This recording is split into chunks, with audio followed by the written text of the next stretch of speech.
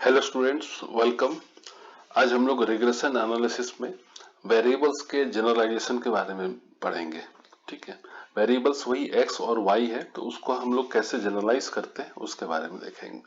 तो अभी आप लोग देखें कि ये हमारा x एक्सिस है और ये y एक्सिस है। ये हमारा लाइन ऑफ बेस्ट फिट या रिग्रेशन लाइन है। जो ओरिजिनल वैल्यूज है वो आपको सारा दिख रहा है। ठीक है, और ओरिजिनल वैल्यूज भी दिख रहा है और जो स्ट्रेट लाइन है उस पर भी कुछ वैल्यूज है और कुछ वैल्यूज स्ट्रेट लाइन के अलावा भी है। तो यदि हम लोग इस पॉइंट की बात करें तो ये डिस्टेंस हमारा x1 है और ये वाला हमारा हो गया y1। ठीक है, तो ये डिस्टेंस होगा x2, ये होगा y2, ये होगा x3, ये होगा y3। इस हिसाब से हमारा x का वैल्यू होगा। तो सबसे पहले हम देखते हैं कि x के किसी भी वैल्यू के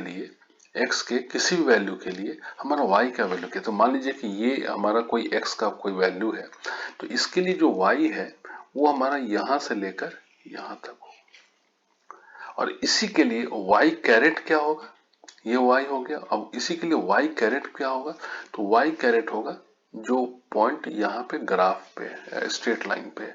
तो y कैरेट जो है वो हमारा यहाँ से यहाँ तक आ गया। इस दोनों का जो डिफरेंस है इस लाइन का और यहाँ से इस लाइन का, तो ये जो पोर्शन है ये हमारा हो गया r। ये क्या हुआ, रेसिड्यूअल मीन्स एरर। एरर कहिए या इसको हम लोग आर भी बोल सकते हैं, रेसिड्यूअल बोल सकते हैं। तो अब जैसे x है तो इसको हम लोग अब x1 भी, ये वैल्यू हमारा यहाँ से यहाँ तक x1 है, यहाँ से यहाँ तक x2 है, यहाँ से यहाँ तक x3 है। तो x का बहुत सारा वैल्यूज है जिसको हम लोग x2, x3, x4 इस हिसाब से डिजिग्नेट करेंगे।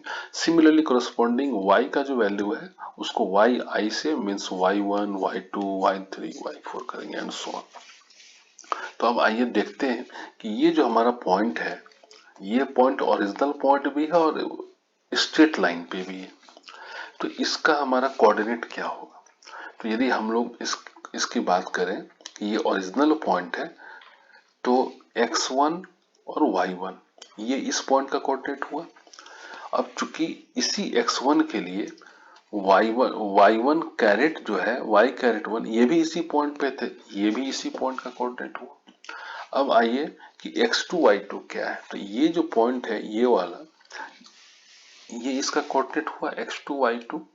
लेकिन इसी x2 के लिए स्ट्रेट लाइन पे तो हमारा पॉइंट ये है जिसको हम लोग y2 कैरेट बोलेंगे। तो ये हो गया x2 y2 carrot and so on. ठीक है, इस हिसाब से हमारा i कैरेट जो है उसका भी होगा y caret 1, y caret 2, y caret 3, y caret 4 and so on. तो इसी को हम लोग जनरलाइजेशन बोल दिए कि x का बहुत सारा वैल्यूज है, x1, x2, x3, y का है y1, y2, y3, y carat i का है y caret 1, y caret 2, y caret 3, y caret. अब आइए थोड़ा सा हम लोग इसके फॉर्मूले पे चलते हैं। अभी जो हम लोग का लास्ट वीडियो में जो टेबल आया था वो था X Y X square, Y caret का भी सारा वैल्यूज था, रेजिड्यूअल्स यानी एरर का था, R square, X into R और वाई कैरेट इंटू आर।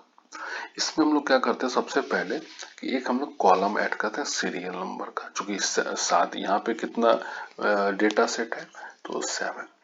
तो सीरियल नंबर हम लोग i से डिड्यूस कर रहे हैं, i is equal to 1 to 7 और एक रो ऐड कर दे रहे हैं, यहाँ पे लिख दे रहा है xi।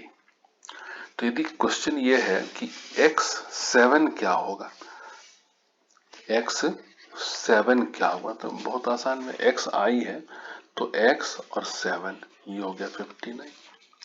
क्वेश्चन ये है कि y3 क्या होगा, तो y और 3 यहाँ है तो y3 क्या हो गया 83।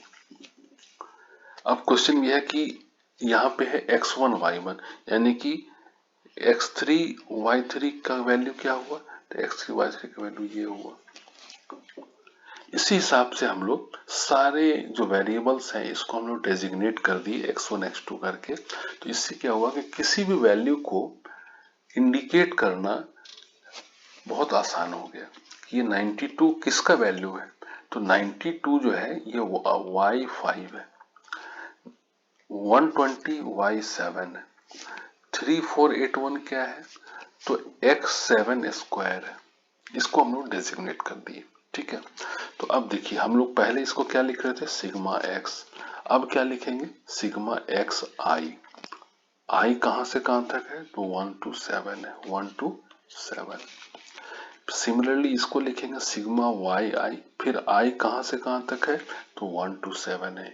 ये first value, second, third, fourth, fifth, six, seven, तो 7 वैल्यूज का टोटल सम है 63। ये हो गया summation x i y I, I is equal to 1 to 7। Similarly इसको हम लोग एक्स आई स्क्वायर लिखेंगे, i is equal to 1 to 7।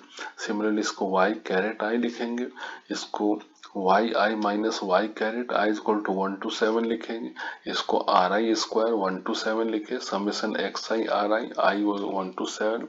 Similarly ये y caret I into are I, I is equal to 1 to 7। ठीक है, तो इसी को हम लोग जनरलाइजेशन कह रहे हैं। क्लियर है ये? आइए, अब जो हम लोग पिछले वीडियो में देख चुके हैं कि जो हमारा पैरामीटर्स है एम सी वाई कैरेट, इस पे जो हम लोग के पास 4 प्रॉपर्टीज आया था, जो 4 प्रॉपर्टीज है वो आपको याद होगा। ये हमारा चारों प्रॉपर्टीज है।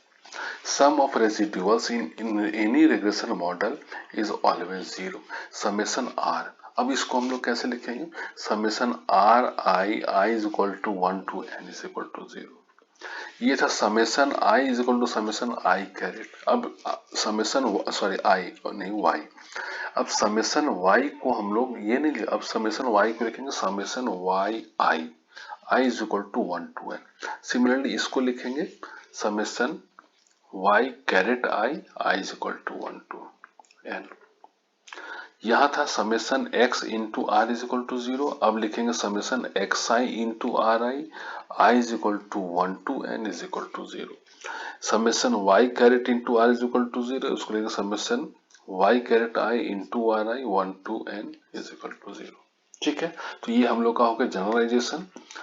अब नेक्स्ट चैप्टर में, नेक्स्ट वीडियो में हम लोग फिर आगे पढ़ेंगे। चलिए, थैंक यू।